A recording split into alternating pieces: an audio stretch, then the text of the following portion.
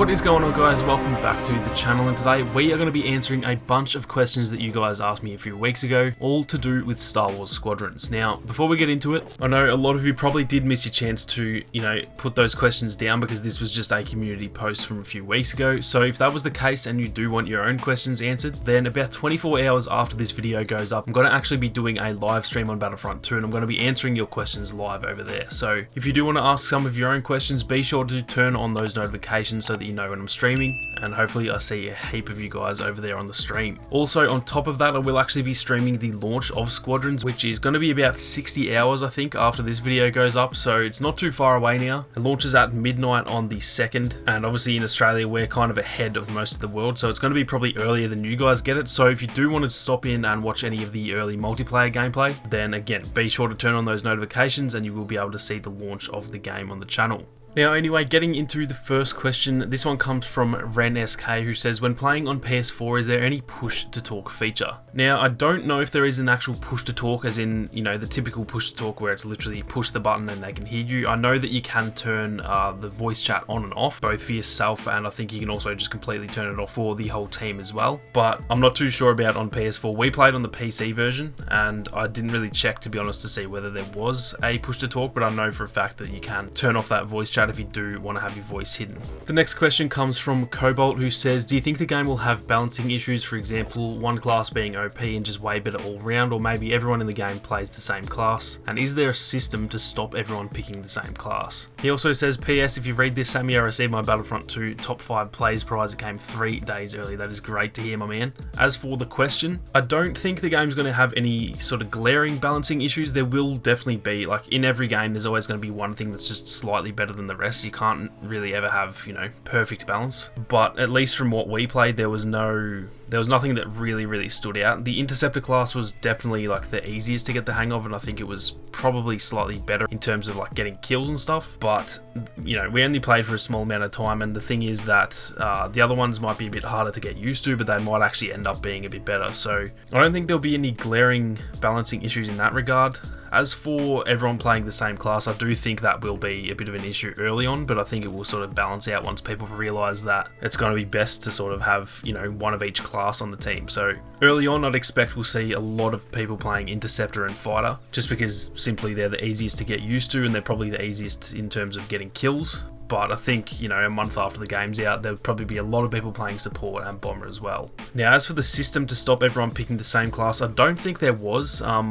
For us, it was just completely free. You could have 5, Interceptors on the same team if you wanted. It might seem like that would be an issue, but again, I don't think that's going to be helpful for the team. If there's just 5 Interceptors, that team will just get destroyed. So there didn't seem to be any system to stop that, but I think the system that will stop that is the fact that it's not going to be balanced for the team, and any team who sort of plays like that are most likely going to lose 100% of their games. The next question comes from the Gaming Senator, who says, if there was DLC for this game, what would you want to see in it? Now, this is kind of a tough question because there's kind of a realistic answer and a non-realistic answer. The non-realistic answer is I would love to see a prequel expansion to this game where it's pretty much just like, double of what the base content is, pretty much just that again, but all for prequel stuff. So Coruscant as a map and Arc 170s and Vulture droids and all that type of stuff. I would absolutely love to see that. I don't think, well, I'm not going to say I don't think, I know for a fact we're probably never going to get that. But if I was in charge of the game, I would definitely be bringing prequel content to the game. Now, as for realistic stuff, I'd love to see like maybe a new class down the line. There's obviously 4 and there's teams of 5, so maybe having like that 5th class so that you can have 5 different classes in a team. Something like that. That could be realistic. Again, I don't know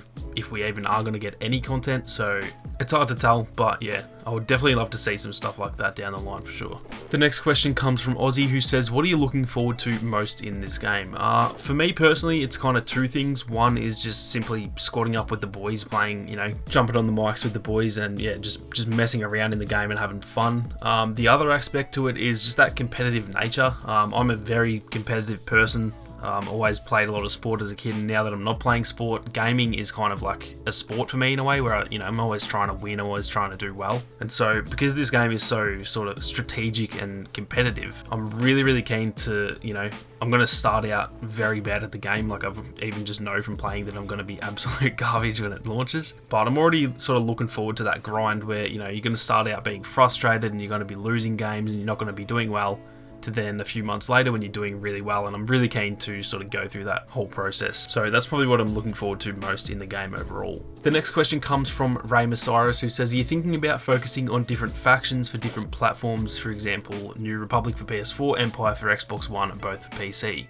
That's actually a really good question, and to be honest, I had not even thought about that. Obviously, there is crossplay, so we all know you can play with whoever you want regardless of platform. In other games, for example like Warzone, I play on PS4, but if I jump onto the PC, I'm already leveled up on there, so I'm not too sure if there is going to be that sort of cross progression or not. We haven't really heard anything, at least I haven't heard anything about that. If there isn't cross progression, as in, I'm a max level, for example, on the PS4, and then I want to jump on Xbox and I'm level 0. If that is the case, then I probably will do what you've said and actually sort of level up the ones that I've not leveled up on the PS4. But yeah, I'm not too sure how that's going to work in terms of the cross progression, but that's actually a really good point that I had not thought about before.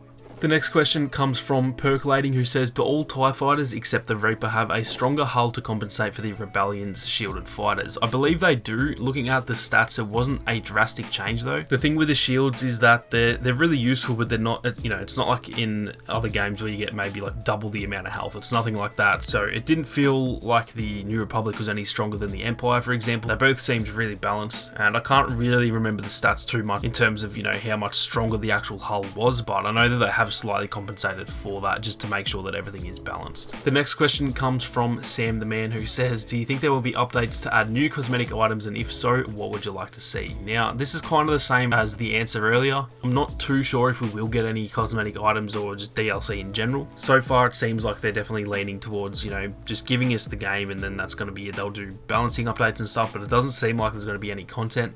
If they do though, I would definitely love to see just some more sort of variety between those, the Starfighter skins, especially with just sort of making them a bit more sort of out there, if that makes sense. The ones that are in the game, obviously they stick to canon a lot, which is fine because it is a canon game, but I would love if they could kind of make them a bit more sort of abstract and a bit more maybe colourful and stuff like that, which I know might break the immersion for a lot of people, but they've already got ones in there that are like, they got tints of gold and stuff in there. So I'd love if they could, maybe make it so you've got a TIE fighter that has like flames coming off its wings or something, like it's caught on fire or whatever, like the Grievous skin in Battlefront. Just some things like that to make it a bit more sort of unique and just make that customization a little bit better. But I don't know if we will get any of that or not. The next question comes from The Apprentice, who says, how are the flying mechanics different than Starfighter Assault? Do they feel a lot different and or better? I'm not too sure how to answer this. They feel completely different in every single way imaginable. Now, that probably makes it sound bad because the controls and stuff in Battlefront 2 are obviously really good. And before actually playing Squadrons, I remember saying, like, I hope it's very similar to Starfighter Assault. But at the end of the day, it's not. It's very different. The controls themselves are pretty much the same. It's the same, the sticks are going to do the exact same thing, but it just feels very different. It feels a lot more realistic. It's less arcadey.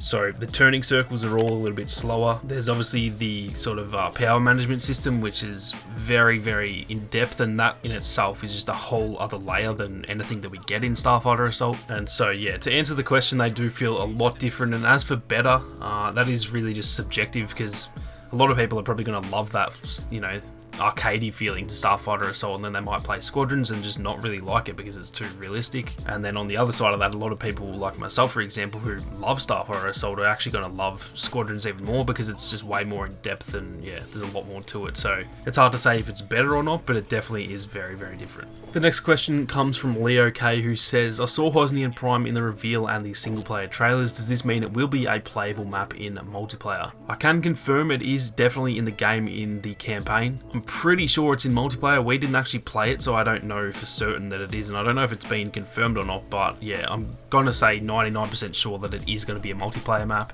a game of this scale, I don't think they'd really bother making maps just for single player and then not put them in multiplayer. So don't quote me on that because I don't want to say it is definitely there and then it's not, but I'm 99% sure that it will be in multiplayer. The next question comes from Dr. Awesome, who says he's going to stream Squadrons live. I definitely will be. I'll probably be streaming it twice a week for the foreseeable future. I don't know how long the game is going to last in all honesty, so I can't say I'm going to stream it for like a year, for example, but I will be streaming it twice a week, every week until, you know, the game starts to die off. So if you do like live streams, I know you like them, Dr. Awesome, because you like to troll me in the chat. Hopefully you can get some more moments like that in the future, because I definitely will be doing a lot of Squadrons live streams. The next question comes from my boy Daniel Cranston, who says, which is the easiest and hardest class to use? Now, the easiest is 100% the Interceptor class. A lot of people are going to gravitate towards that early on. Now, just because it's the easiest does not mean it's the best. I think it's just going to be the easiest one to pick up and the one that most people will sort of gravitate to because of that. As for the hardest one,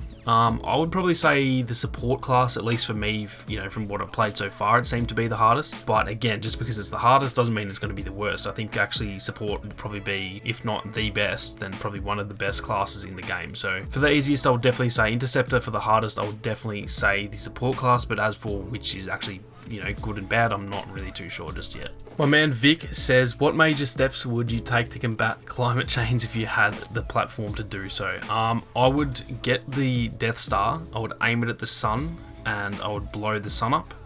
That would then result in every human being dying, and then, as unfortunate as that is, we would have to no longer worry about climate change. He then says also, what charm do you want the most inside your big fat cockpit? And the answer to that one is yes. The next question comes from a Kang, and he says, do you think there'll be as much exploiting and hacking like Battlefront? Personally, I don't. I do think there's always going to be hackers and whatever in every game. There's always going to be those people who are just shit at the game and they need to do something to make themselves feel better, but I don't think it's going to be a huge issue in this game, and hopefully they do. I'm pretty sure they've confirmed that there is a pretty like drastic anti-cheat in the game to where we might not even be able to run like mods and stuff on PC because it's going to be so strict. So I don't think that hackers are going to be a real big issue. In saying that, there's an anti-cheat in Battlefront, so yeah, anti-cheats don't always work, but yeah, I definitely don't see that being at least a very big issue in this game. Like I said, there will always be some, but hopefully it's not too big of a deal anyway. Now, the last question for this video comes from Callie Martin, who says, is it worth the price for a flight simulator? Very interested in the game, but concerned I will get bored of it fast. Was interested in your opinion. Now, this is a kind of hard one because obviously I can't speak for everyone's financial situation. I don't know how much money everyone has. I don't know, you know, how many games you're going to play. I don't know how much time you have to play the game. So it's hard to say if it's worth it. For me personally, the fact that it is only $40 rather than the normal $60, that does make it very worth it. And even if I don't get a lot of, you know, say, no more than say 6 months of playtime, I still think for me personally that is worth that $40. I know for a fact the gameplay is a lot of fun, and I know the time that I do spend playing it is going to be a lot of fun. The longevity of the game I'm really not too sure on, but I just know that the time that I do spend playing it will be a lot of fun. So for me it's personally worth it, but like I said, it's very hard to sort of say for everyone else if it is going to be worth it or not.